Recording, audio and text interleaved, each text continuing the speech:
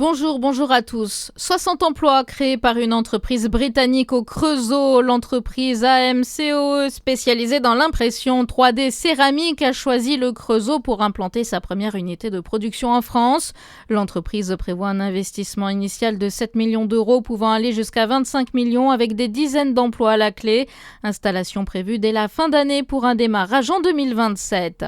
Le MEDEF Côte d'Or invite les entreprises fragilisées par le conflit au Moyen-Orient à les contacter. Perturbation des chaînes d'approvisionnement, tensions sur les marchés de l'énergie, incertitudes logistiques. Afin d'identifier précisément les difficultés rencontrées par les entreprises du département, le MEDEF a mis en place une adresse de contact dédiée sur son site internet.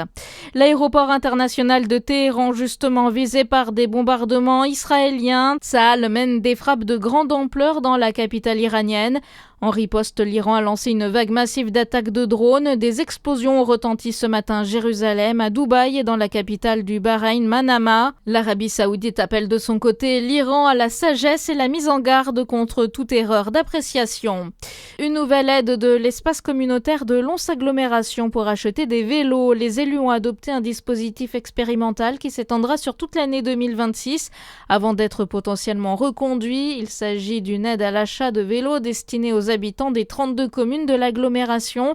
Une aide qui dépendra des revenus. L'achat devra être réalisé auprès d'un vendeur situé sur le territoire. Cérémonie d'ouverture des Jeux paralympiques de Milan-Cortina. Hier, la flamme a été ravivée dans les arènes de Vérone. Le Français triple champion paralympique Arthur Bauchet doit s'élancer en fin de matinée pour la descente masculine en paraski alpin.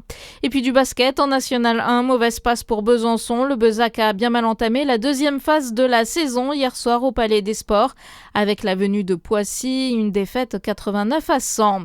Bonne journée sur Fréquence Plus.